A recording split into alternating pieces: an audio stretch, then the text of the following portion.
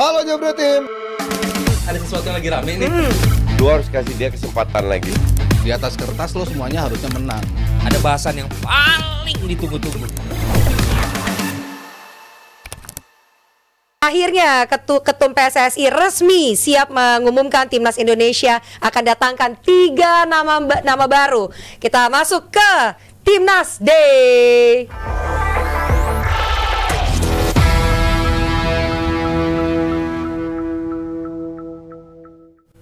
Ya cukup mengejutkan kabar baru ini karena tidak tercium baunya di mana-mana nama-nama terutama dari 2 pemain yang baru bergabung sebagai naturalisasi yaitu Dean dan juga Joy. Om Joy yang talent kita ya. Bukan. Belum bergabung kan? Ada Ya, Joy, ada Gandang dong. Masih diproses. baru proses, tapi udah diumumkan gitu kan akan segera Yang udah pasti kan bergabung. oleh kan, yang udah pasti. Ya. Tapi kalau melihat ini dari mana Mas? Dapatnya dari mana nih tiba-tiba? Ada nggak penjelasan? Lo kan sebagai media mungkin ada. Justin yang lebih tahu. Ini dari mana Coach? Lu sempet nyium juga nggak ini seorang Dean dan juga Joy? Even kemarin gue baca-baca ada spekulasi dari berita-berita akun-akun bola karena dia pernah bermain bersama Lanzat ya mungkin dan tahu dia ternyata punya background Indonesia dan lain-lain. Patrick juga nih yang satu. Gue jelasin. Emil udah paham lah. Ini sudah ekspektasi lama, udah pendatang baru yang wajar, yang make sense. Si Dean James ini, gue nggak tahu sama sekali. Akhirnya kemarin gue lihat kebetulan mereka lawan Ajax, gue nonton. Bagus itu kelihatannya. Kebetulan di menit 60-an itu Gohet kena kartu merah, artinya wah ini pasti diserang terus. Dianya cedera ringan, jadi ditarik keluar habis itu gue matiin. Gue lihat dia berapa kali main, belum bisa gue kasih nilai karena terlalu sedikit pegang bola. Oke. Nah, Joy Pelupesi ini pemain yang sudah lama gue tahu, tapi ibarat sedikit hilang dari radar lah, nggak pernah dibahas ini itu. Cuman kalau yang kita harapkan semua itu kan Jairo Riedewald, ya kan. Dan kemarin kita ketemu Pak Erik bilang masih jauh, 40%. Administrasinya susah lah. Ya, jadi kita juga sepakat. Joey bukan 32 tahun tuh tadi harusnya. 31. Iya kan? 31 menuju 32. Kita juga sepakat bahwa memang kita butuh pemain tengah. Landang kurang stoknya. Asumsi si Dean James ini pelapis karena di kiri ada Kelvin, ada si Arhan, ada si Shane. Asumsi juga siapa? Nathan juga bisa. Jadi untuk pelapis lah, biar mereka bersaing untuk satu tempat. Feeling gue Kelvin tetap main dari kualitas dan lain kayaknya Kelvin lebih bagus. Nah, Emil kemungkinan besar juga pelapis. At least sekarang ada kiper yang selevel lah, kan? Betul. Nah, di tengah sebenarnya lu nggak punya banyak pilihan selain Tom, Ivar sama Nathan. Dan Nathan kalau nggak salah 2 kali main terakhir itu jelek di tengah sampai dia digeser ke kiri. Dan gue bilang Ivar lebih cocok untuk gue dan terbukti lebih cocok. It's not enough kan? Nah, Joy usianya 31. Pertanyaan gue, emang berapa pemain kita yang usianya di atas 30? Jordi yang nyaris nggak main lagi. Tom baru aja 30 sama Joy. Nah, semoga dia cocok dengan Tom. Gaya bermainnya. Kalau dia cocok dengan Tom, ya ini sebuah plus point. Jadi dia akan bermain bersama Tom, bukan menjadi pengganti Tom. Karena kan kita tahu Tom stamina-nya juga nggak terlalu kuat kan? Nggak terlalu kuat, justru lu harus bisa memanfaatkan kualitas dia kan. Jangan disuruh. Kemarin gue nonton Almere juga lawan, itu suek banget Almere. 1-1 menit 90 kebobolan 2-1. Dan Almere bukan tim parkir bis loh. Benar menyerang dan kelihatan perannya si Tom itu sebagai deep line playmaker. Jadi dia benar-benar nggak ke depan. Dia pasang dia cover space yang ada. Nah, feeling gue itu mungkin sesuai dengan staminanya lebih cocok bermain dalam posisi itu, which is digabung sama si Joy dan agar Marcelino kalau kehilangan bola nggak harus lari ke belakang, masih ada backupnya. Marcelo diberikan free roll, ya kan? Joy untuk gue didatangkan karena Riedewald susah dan belum tentu jadi juga. Jadi untuk gue adalah opsi yang paling bagus. Kalau lu tanya kok ini dadakan, di belakang ET itu ada tim yang udah lama bekerja, ada agensinya, ada agennya dan lain-lain yang bekerja, yang memberikan opsi-opsi. Jadi Erik cuma bilang ya gue butuh pemain tengah atau gue butuh penyerang atau apa dan lain-lain. Mereka yang cari. Tapi ini kan selain dadakan juga nama Joe ini kan orang banyaknya 31 tahun pasti bukan buat jangka panjang dong. Untuk bukan buat jangka panjang, mengepush ke ini kan. Untuk ngepush lolos Piala Dunia. Iya, gue juga ngelihatnya sih itu ya. Maksudnya 31 menuju 32 itu kan nggak sesuai dengan target kita di mana mengincar pemain tuh kan yang bisa 5 sampai 10 tahun. Kita bicara pemain-pemain yang kita ambil kan at least 5 years mereka bisa masih main lah. Sementara 32 ke 37 kan kayaknya mustahil lah ya kita bisa ngelihat dia di level tertinggi terus. Jadi gue pikir ya memang ini untuk momentum sekarang gitu. Tapi kalau memang untuk menuhin pool pemain itu menjadi hal yang wajar ketika kita bicara pilihan yang tadi Justin bilang nggak banyak kan. Memang Ivar, kadang-kadang Justin Hubner dimajuin ke situ. Tapi kan yang murni bisa menemani Tom dengan ritme yang udah ketemu kan cuma Ivar doang. Ketika Nathan berubah lagi, Tom harus mundur untuk ngebantu coverage areanya, itu yang buat dia kecapean kan di beberapa pertandingan kelihatan nggak bisa level konsistensinya tinggi, makanya sering diganti atau kan masuk dari babak kedua gitu.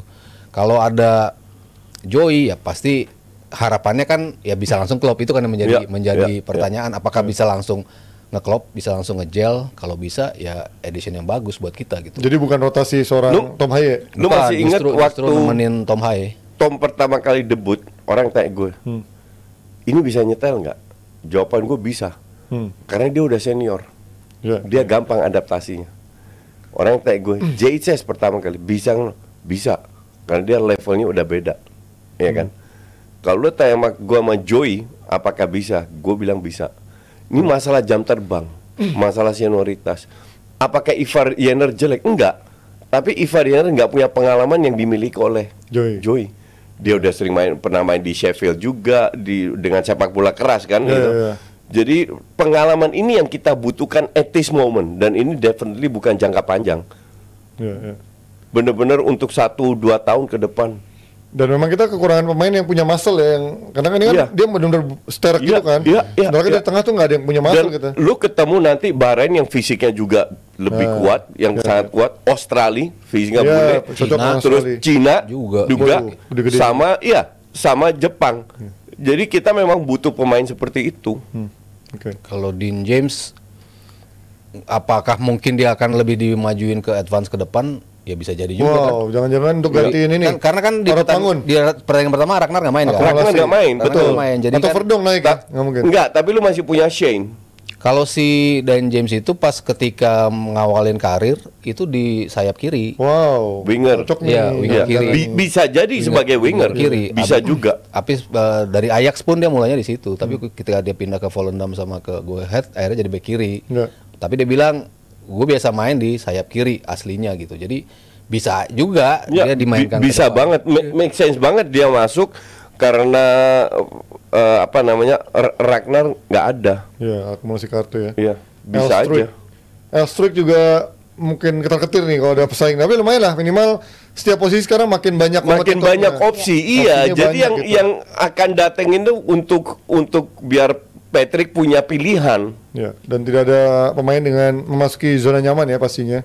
Nah kalau Emil Audero Mulyadi ini kan banyak yang bilang terbelah nih pro kontra pemain supporter timnas kita bilang kenapa sekarang mau dulu nggak mau dia masih tidak pantas pemain kita karena dulu sudah menolak kita. Tapi kan menurut gue yang menolak itu kan wajar nggak sih ketika dulu dia punya chance untuk bermain di timnas Italia, dia masih dipertimbangkan sebagai kiper ketiga untuk timnas Italia.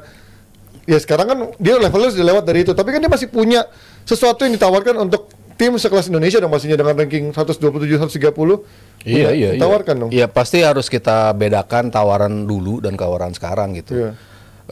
Pas at that moment ya bisa jadi emang kita belum berprospek lah. Orang belum. Dan dia masih punya harapan. Iya, dia masih punya harapan. Kan nggak dia doang yang belakangan. Hilhers kan belakangan juga. Iya. Kevin Dix juga belakangan Tapi juga. bedanya kan kalau ini bapaknya nolak. Bapaknya kan yang ngomong. Statementnya muncul viral di mana-mana yang ngomong soalnya. seperti itu. Ya itu mungkin jadi nodanya di situ ya ketika komentar polos dari bapaknya akhirnya diterima sebagai apa ya, hal yang kurang menyenangkan lah bagi Seru sih kalau bapaknya nonton di tribun VVIP GBK ya. Tapi benar, ketika something happens to pass dan kita kan nggak mau itu terjadi kan, at least yang menggantikan tuh levelnya mungkin setengah level di bawah gitu, ataupun mungkin bisa dikatakan sama gitu levelnya, dan dia tinggal, kalau kiper udah di posisi senior seperti itu, kita lihat lah impactnya dia pertandingan debut aja bisa kayak apa kan. Pas itu kan ketika lawan Arab Saudi, debut pertama langsung save penalti luar biasa. Walaupun dia blunder juga ya. Iya blunder tapi dia langsung membayarnya. Lawan Australia man of the match juga, berapa save yang dia buat. Itu kan ketika level lo setinggi itu, lo dimasukin di pertandingan langsung debut, ya lo bisa tetap bermain seperti itu kalau lo posisinya udah setinggi itu gitu. Jadi ya kalau kita punya dua kiper dengan kayak gitu sih, ya gue sih bagus. Suka gitu. Iya. Tapi menurut lo ada chance gak untuk Emil menggusur Pas? Kalau dua-dua fit, berat. Karena? Ya karena Pas sudah nyaman di walaupun dalam. Pas juga secara level kan sekarang di MLS dan ya. Pas gitu. lebih tinggi tau gue. Sama dia main terus tiap pekan Pas. Iya kan? Emil Dia mainnya lawan Messi loh. ya, lawan Suarez loh. Suarez tapi dua kali dalam setahun gitu. Nggak ketemu tiap minggu ya. Enggak, I mean kalau lu udah biasa, Auder ini kan juga levelnya seri B. Dia turun ke seri B Iya. betul. Bahkan di Komonya cadangannya nggak dipakai. ketiga gitu, akhirnya Iya. makanya dipinjemin. Iya. Tapi kalau lo lihat, menurut lo apa yang membuat akhirnya kita berandai-andai? Apa yang menurut lo membuat akhirnya dia tertarik ketika tidak ada jaminan starter? Ya untuk gue sih logis aja. Gue nggak bisa survive di Serie A dan gue nggak akan masuk timnas Itali. Udah gitu aja. Tapi dengan apakah sesuatu yang menggiurkan buat dia untuk datang ke Indonesia yang Ya iyalah, mending main di at least masih ada peluang lolos Piala Dunia. Karena kalau dia tetap di Itali nggak akan kemana-mana. harapannya Piala Dunia berarti ya? Iyalah, semua juga masuk dengan harapan Piala Dunia. Walaupun tidak ada kejelasan dia akan menjadi chance untuk bermain sebagai starter gitu ya? Ini kan nothing tulus juga. Lu itu sekarang nggak dipakai sama sekali. Terus lu mau apa sekarang? Di Indonesia mungkin masih bisa lolos, mungkin masih bisa dipakai. Di Itali zero. Nggak mungkin Masih lah. ada Nggak mungkin. masih banyak. Karneseki. Iya, nggak mungkin. Jadi lu pilih mana? Kalau lu jadi Emil, Gue jadi Emil. Lo milih Jabar apa DKI? Bukan, itu Emil beda lagi. Bukan lagi. Kalau kata coach jangan pilih itu. Viral itu ngomong Emil. Tapi bukan dia. gimana bukan Emil cerita Audiro itu. fans? Udahlah, nggak usah bahas. Bahas itu ya. Ya itu kan pertanyaan gue sedikit aneh gitu ketika dia akhirnya mau ketika tidak ada jaminan. Gue nggak aneh, gue sangat masuk akal. Karena kan kiper kan Semua itu punya pertimbangan, Ji. Semua itu punya pertimbangan. Oke? Semua pemain masuk sini punya pertimbangan.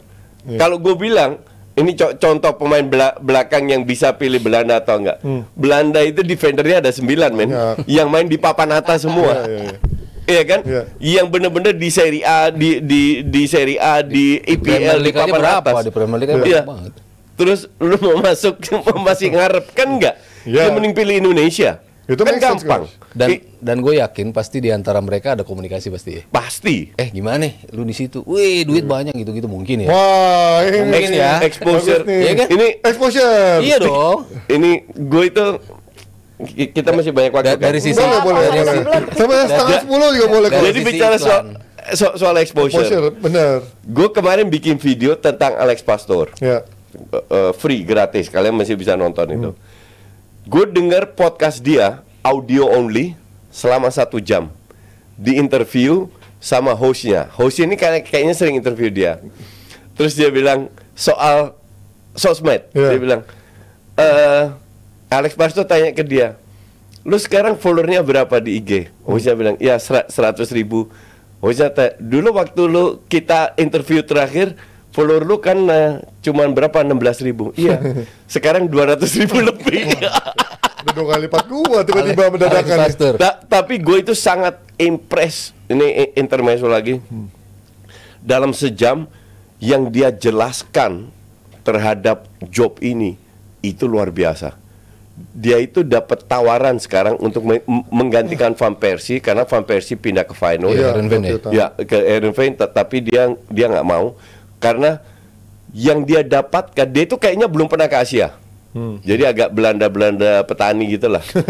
Yang debur ya. Yang cuman di Eropa doang. Dan dia begitu impress dengan lihat organisasi yang diberikan oleh PSSI sampai dia jelaskan cerita di podcast itu. Naik 4Rider aja dia kaget. Naik mobil pakai 4Rider itu dia kaget. Dan dia terjadi di Belanda kan? Nggak ada. Apaan 4Rider? Perdana Menteri naik sepeda. Kalau 4Rider itu Belanda kan, 4Rider. Iya, itu bahasa Belanda. Bahasa Belanda kan. Itu aja dia kaget dan dia bilang dengan timnas semua pintu itu terbuka yang mereka inginkan. Mereka mau apa? Diatur semua. Organisasi yang diatur diberikan PSSI itu TOP banget. Sampai dia begitu terharu terhadap perlakuan orang Indonesia ke dia, dan bukan hanya PSSI ya, juga di luar dan lain-lainnya begitu terus sampai dia ingin memberikan sesuatu kepada Indonesia kembali, dan dia pengen melibatkan semua elemen. Makanya dia juga traveling kan, kemana dia ketemu klub. Dia bilang pokoknya nanti kemajuan sepak bola Indonesia bersama kita itu semua orang Indonesia harus bangga. Maka dari itu kita akan melibatkan semua elemen sepak bola biar kalau kita sukses mereka merasa punya andil, bukan hanya dari kita. Jadi sekarang ditanya juga, lu kan selalu jadi head coach dari sebuah klub.